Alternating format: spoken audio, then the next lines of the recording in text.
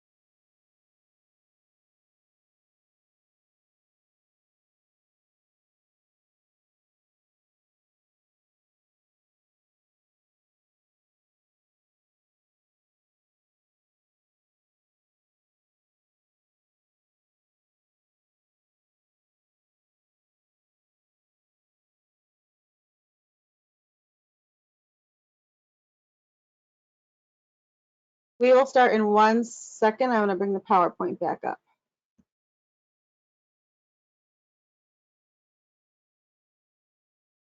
If you want to let us know what part of the state you're in the chat so we know what geography we're covering, that would be great.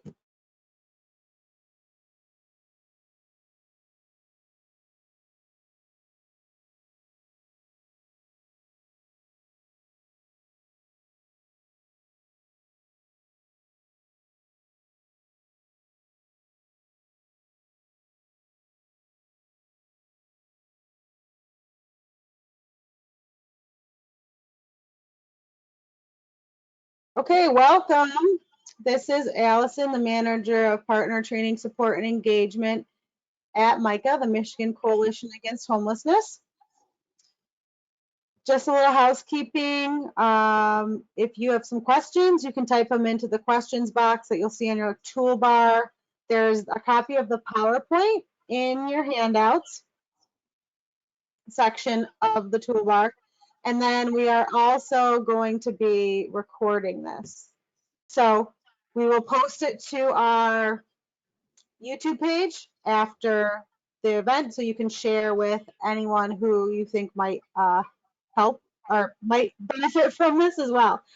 So again, this is Allison from MICA. We're joined today by Shatoria Townsend, who works with the Department of Health and Human Services.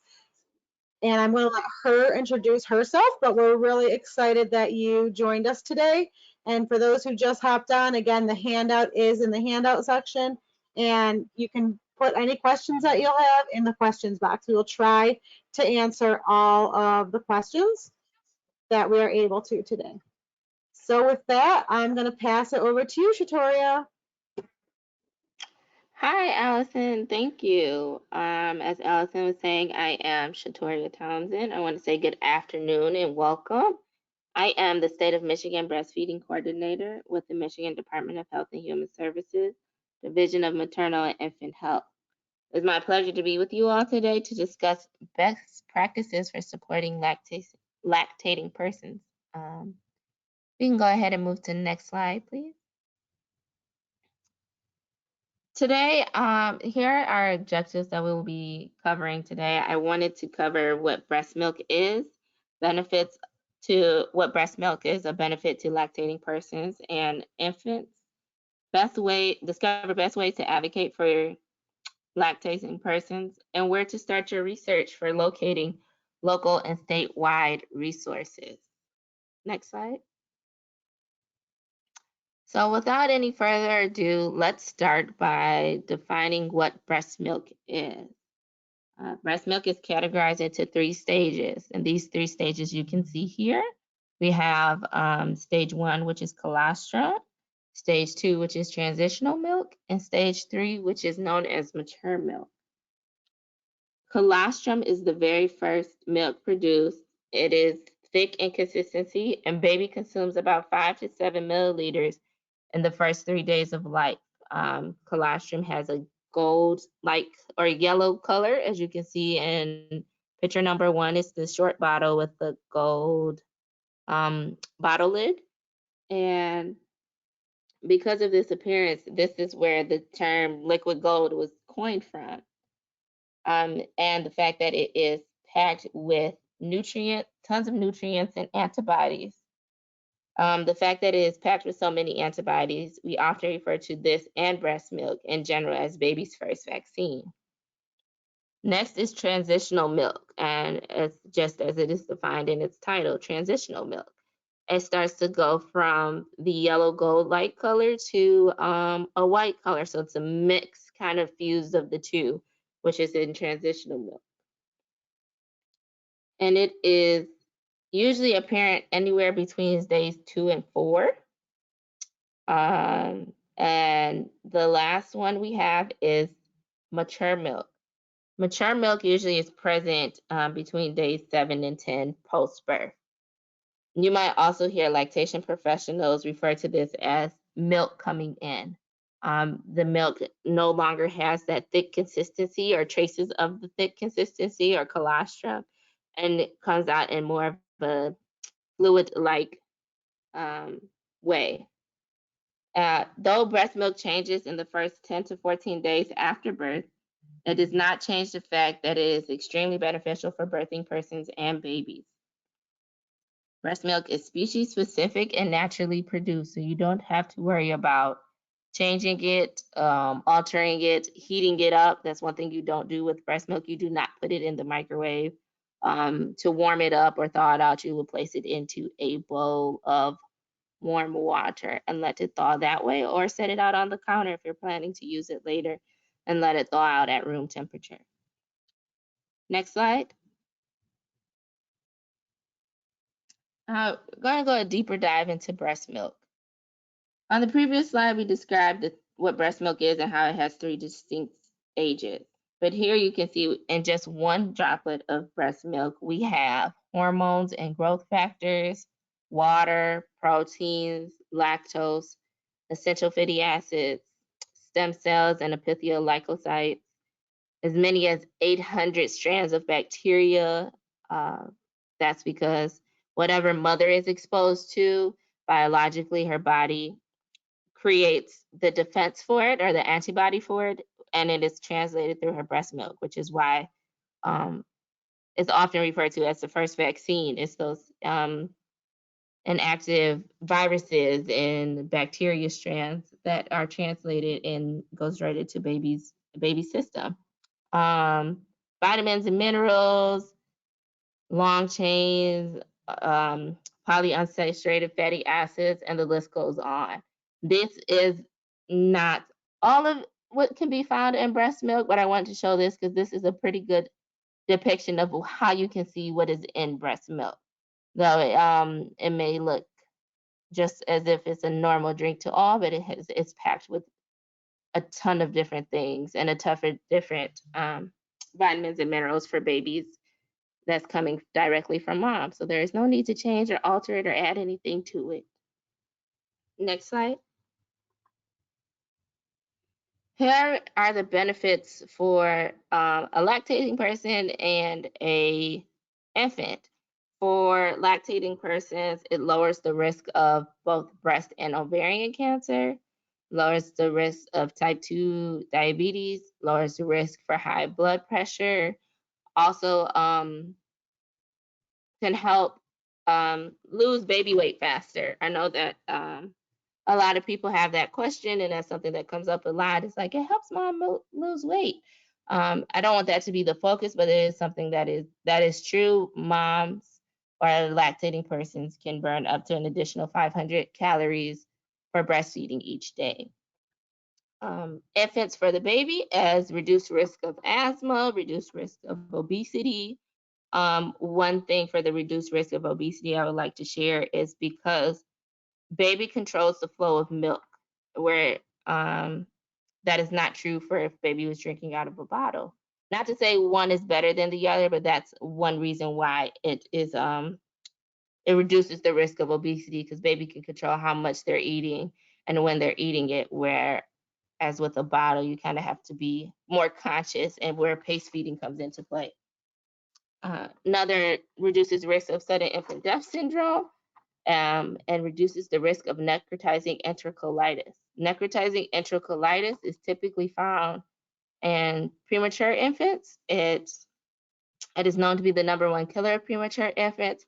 Breast milk, because of all of the nutrients and antibodies filled with it, it actually coats the lining of the baby's stomach to prevent NEC from happening or reduce the risk of NEC happening in premature infants. NEC is not only a premature infant disease, it is also found in term infants, but it's more likely to be found in premature infants.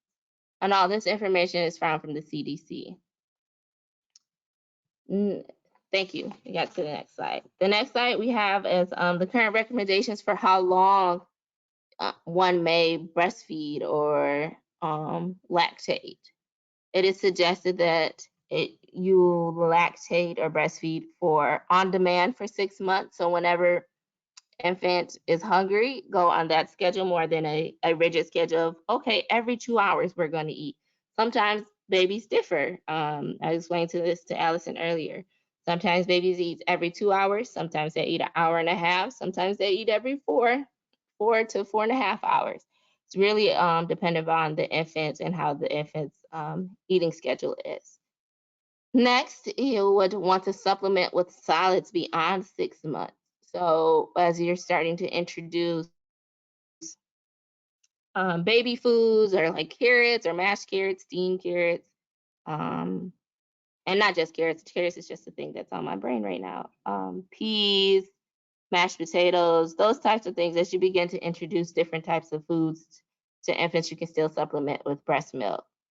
And the World Health Organization recommends keeping breast milk in the child's diet beyond 2 years. So that could be Some people like to drink a glass of milk with dinner. Some people like to drink a glass of milk with lunch or breakfast. It's kind of the same thing once a child is beyond 2 years, somewhere in the diet incorporated, because there's so much dairy, and we already include dairy a lot in a lot of our foods today. And one way to eliminate that lactose intolerance is to continue feeding breast milk.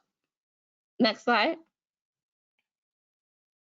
So, I know we went through that kind of fast. I wanted to know if there was any questions about the basic information of breast milk and what it is and how it looks. Feel free to pop that in the chat. I'm going to wait a moment or two just to make sure that if there's any clarifying questions, we can do that. We also have a pretty small group, so if it's easier for folks who are our guests, if you want to unmute yourself and ask, that's okay as well.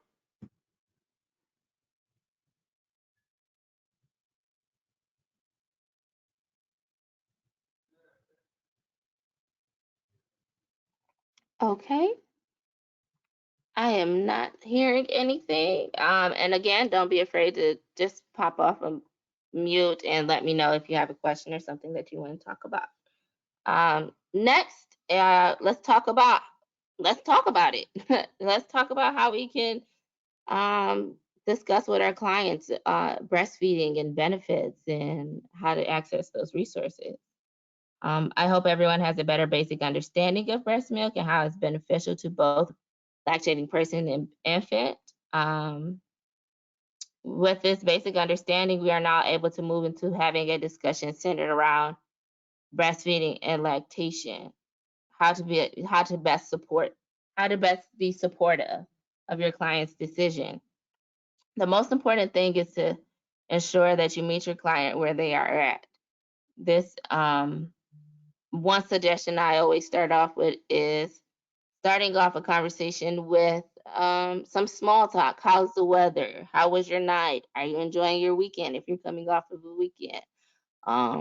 Is there anything new going on in your life? Some of those open-ended questions to kind of break the icebreakers, is a good way to define that as well. Doing this allows to create some commonality between you and your client to ease the tension, because breastfeeding seems to be a difficult topic no matter who you're talking to. And next, I would suggest as that is completed, the next piece I would say would ask your client the open-ended question about method of feeding. So this could be, how do you plan to feed your baby? How do you plan to nourish your baby? Something along those lines. This allows for the birthing or lactating person to take the lead and be comfortable in the decision they have chosen to best fit their needs. To dig deeper into that, you can ask the follow-up question, why they have decided to elect this method. And in this time, use that time to educate or encourage breastfeeding if it was not their choice, or if they are unsure.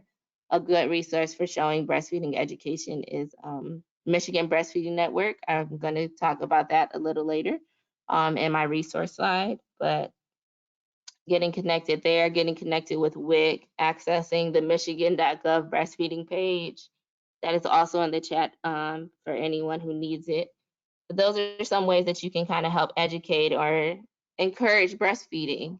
And after locating your local resources, you're also able to make that connection with them.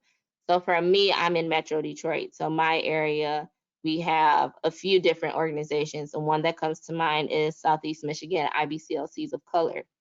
I would say, oh, you're wanting to breastfeed. This group, SEMI, is a really great group. They offer virtual classes, they offer virtual support groups, they do in-home visits. They are available almost around the clock. There are several different IBCLCs present within the organization. So you will almost always have support whenever you need it. That's including the 2 a.m. hour, where most times is where the difficulty happens with latching. That was something that went on for myself. I had difficulties latching in the wee hours of nights when nobody was up.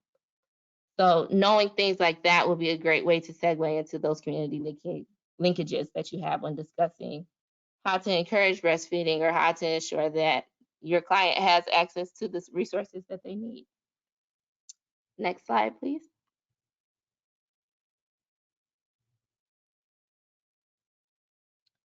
So if a client has selected to bottle feed with express breast milk, know that you can still be supportive. There are many reasons why a person may prefer this method over breastfeeding. Here on this slide are a few reasons why a birthing and lactating person may choose to pump. So this could be simply do not want to breastfeed. You have premature or multiple babies. You prefer to see how much milk your baby is getting. You're returning to work or school. Baby has difficulty latching, or breastfeeding is painful and you prefer pumping. And that is a choice that you can still support for a lactating person. If you find that if you find that your client is having difficulty using or accessing a manual or battery operated pump, or unable to access an electrical outlet, please share that hand expression is also an option. Hand expression is not listed on here, but it can be found. There are several handouts, and I can share a link to a YouTube video. But the best way to explain hand expression is what we lactation professionals call is a C hold, and you hold your hand in the shape of a C, cup it around your breast right behind your areola, and you massage down to the areola, and that's how milk comes out. And you usually have the person express into a wide open cup or a jar or even a bowl. I know myself, I find myself keeping mason jars with me just in case I'm out longer than what I need to be and I need to express milk. So a mason jar helps for me because I can seal it and close it and stick it on ice or stick it in a cooler of some sort. But that is one way that you can share, and I can share that video with you all to share what hand expression is and how to see it, because it is known as the first pump. This first way to express milk. You have no electricity, no batteries, no tubes, no anything. It is something that it takes time to learn, and it's not easily learned on the first try. So you will have to be. I would share with your clients to be patient as they might experience some difficulties with that as well. It's not the easier option, it's an alternative option. Next slide.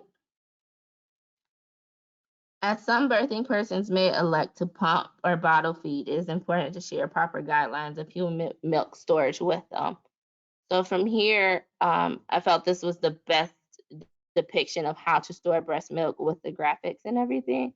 On this link too is this is not to say that we endorse Beaumont hospitals. It's just that this is the best way to show this for the purpose of this presentation. So here I'm going to start from the top. It says store milk in 2 or 4 ounce increments for easy thawing. Storage bags can be stacked and saved for safe space in the freezer. And always store milk in the back of the refrigerator or the back of the freezer because that is where it's coldest. A lot of people like to store in the front or on the door.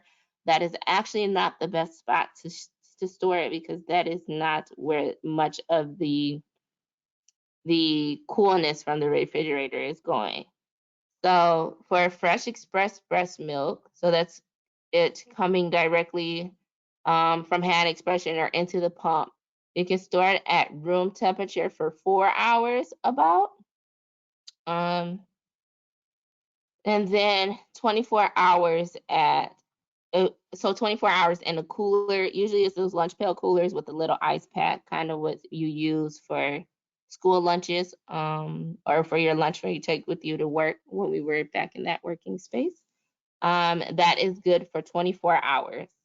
And the refrigerator, it is good for 5 to 7 days. But again, it has to be at the back of the refrigerator or closest to the back as possible. And in the freezer or a deep freezer unit, can stay for well, not deep freezer, deep freezer unit would be not the big cubic deep freezer, but the smaller one. That's for 3 to 6 months. And then the real big deep freezer is kind of like the ones that are commercial and most people store in the basement or in the garage. Those big deep freezers, they can stay up to 12 months. Now, That is for freshly expressed breast milk. Now we're going to frozen breast milk. So this is breast milk that has already been in the freezer and you want to take out. Thawed breast milk, you do not want to, once it's thawed, you don't want to put it back into the refrigerator. You don't want to refreeze the milk. What you can do is once you take it out of the freezer or the deep freezer, you can place it in a refrigerator and it's good for 24 hours. After that 24 hours is no longer good and you will have to dispose of that breast milk. Never never unfreeze it and then refreeze it. You don't want to do that. Even if the milk is not completely thawed out, but it still has maybe a block of ice in the corner of the bag, or it's kind of that crystal slushy type of consistency, that is considered thawed breast milk. So that would need to be in the refrigerator for 24 hours or thrown away. And this is what I was explaining before as well, was the tips for defrosting the breast milk. From the refrigerator, you want to place it in a bowl of warm water or under warm running water. You can place it in the refrigerator overnight, use within 24 hours if that is completely frozen. You do not use hot water or the microwave. It can destroy, it can essentially kill the healthy bacteria and the antibodies and the nutrients in the breast milk. Heat usually kills living things. Breast milk is a living organism. So all those great nutrients and everything compiled in breast milk that we discussed a few slides earlier, the heat will actually kill it if if you use directly with hot water, excuse me, or if heated up in the microwave.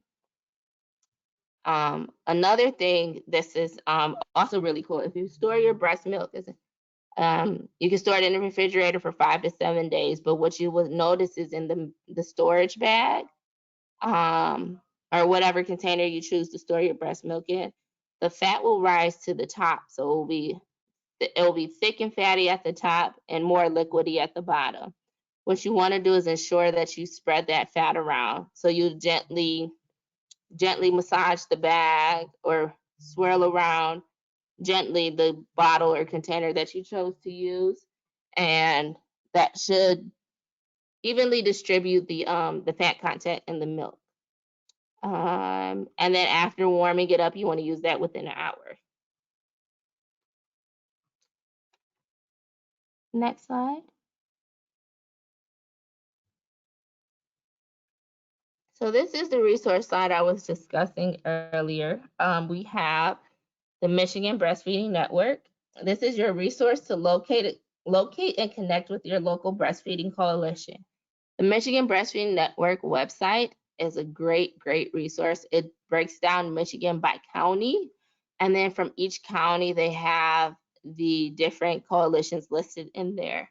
If you know of a coalition that is not listed on their website, there's an email at the bottom of the page. I think the email is info@mibreastfeeding.org. I might be wrong. I will have to double check. But you can email that email and let them know there is a new coalition that is not listed on their website that you would like to be listed there. And each coalition that's listed on the network's page, you will find, if they have it, their Facebook page, their Instagram page, their Twitter page, and their email and website if they have them, so that you can access them directly from that Michigan Breastfeeding Network page. And you can connect with the network to get new ones listed, or even if you want to build your own coalition, there's a resource on there for how to build a coalition. Next, we have Michigan WIC. Michigan WIC is your resource to access breastfeeding education, PUP materials, and nutrition education and counseling.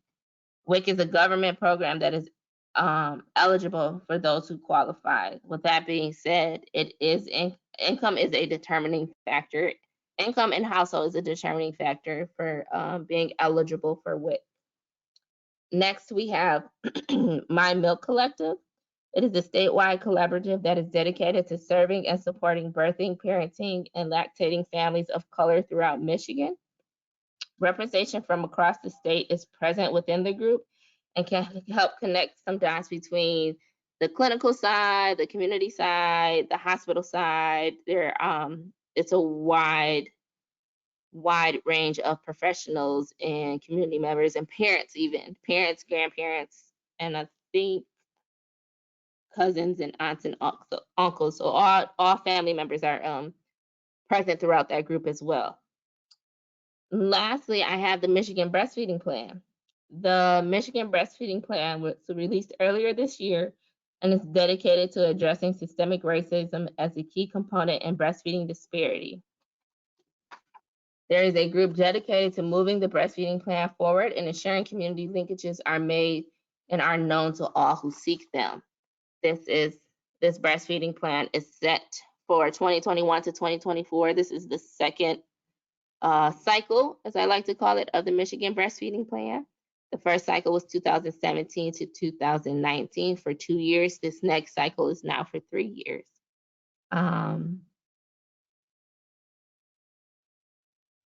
Now, I would like to take some time to talk about reflection and how we can have best support lactating persons for the community that we work with. First question I have a few open-ended questions. So if you feel free to hop off of mute and answer the question. The first question I have is, how might you address a lactating person?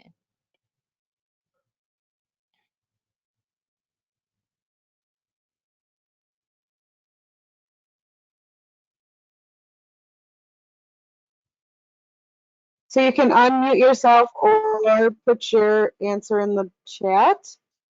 I'll go ahead and say that she went over that you could ask them how they're planning on feeding their child. Yes, that is a great way to keep it open-ended and erase any kind of biases the client may have about breastfeeding or breast milk or bottle feeding. Opens up that door for them to lead the conversation. Are there any other ways you might want to address a lactating person, either that I have listed in the presentation or that you may think would be a good way to addressing a lactating person?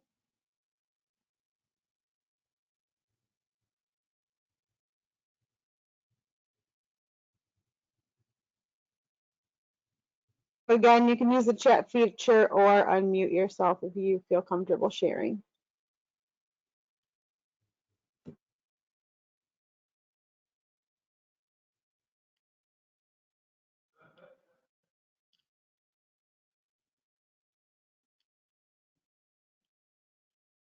And it's okay if you don't have anything now. It's fine. We just wanted to do some thinking and some reflection on what we discussed today.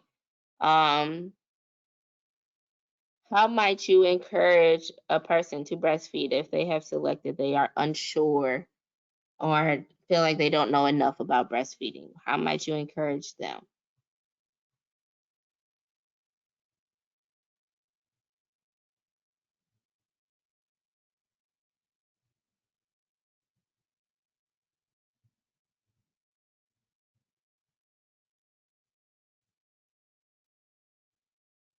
You could have a conversation with them or provide resources.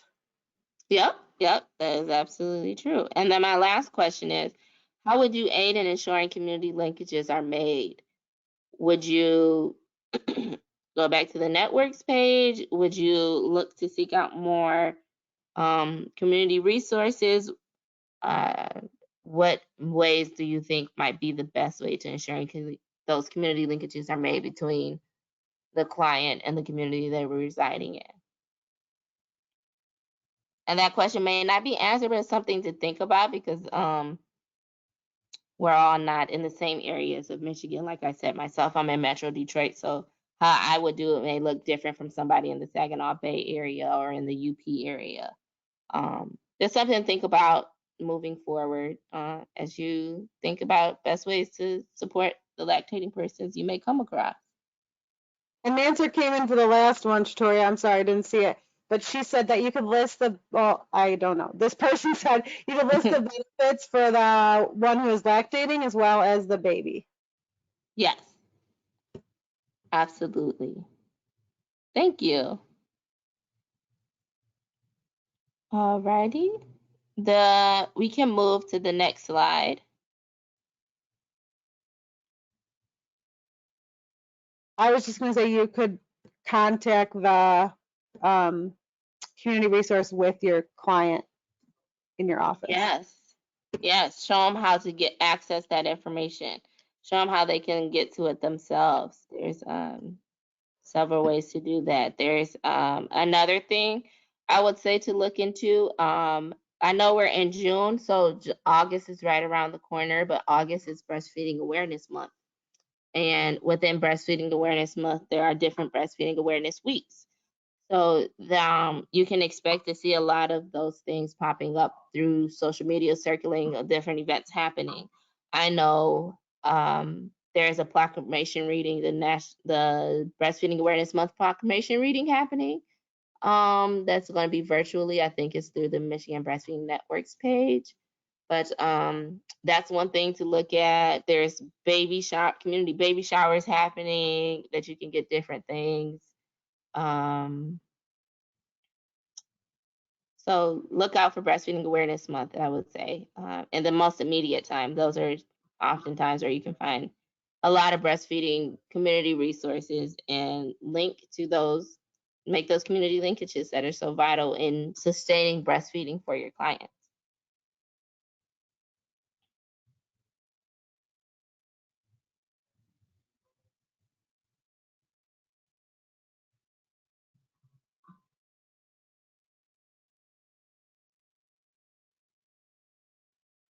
Again, if you have any questions, feel free to type them into the question section or unmute yourself.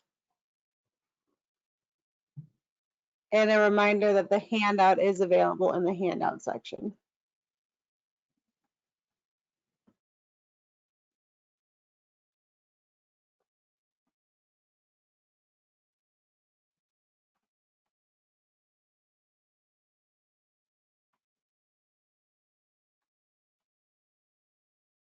I am not seeing any questions come in.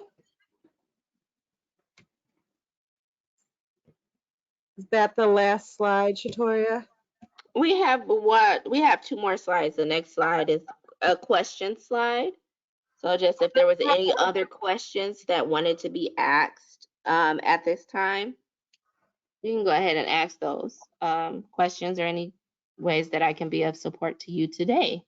Feel free to type those in or come off of mute and ask those questions.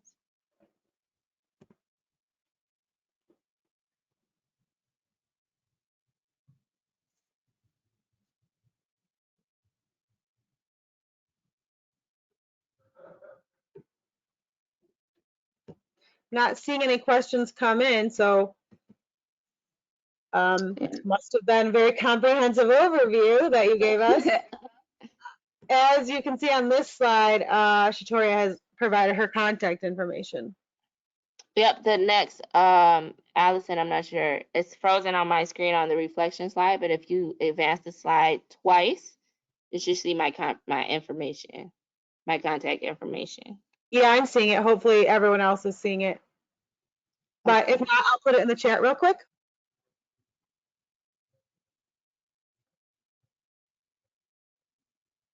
Yes, if there are any questions that you may have for me or would like to connect with me for anything birth or breastfeeding related, please feel free to email me. I believe I listed my work cell phone number on there as well, so you can feel free to text or email me as well.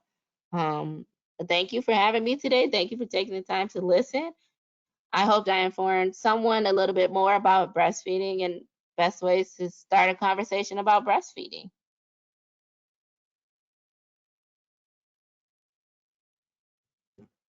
Someone is asking, does the baby receive the COVID-19 antibodies through breastfeeding? Yes, it has been determined that that is something that happens.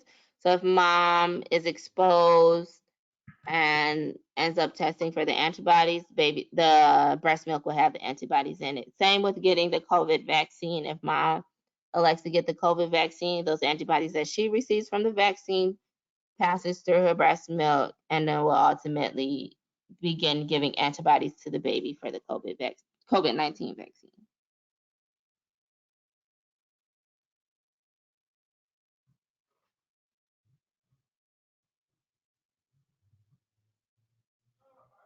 Well, thank you for your time, Shatoria. That was great. Thank you for everyone who attended. I've put Shatoria's email and the breastfeeding website in the chat if you would need that in the future. Remember, the handouts available here and this recording will be available to you. When the webinar ends, a survey will come up and we'd really appreciate it if you could fill that out. I hope that everyone has a great day. And again, I thank you so much, Shatoria, for your time. Absolutely. Thank you for having me.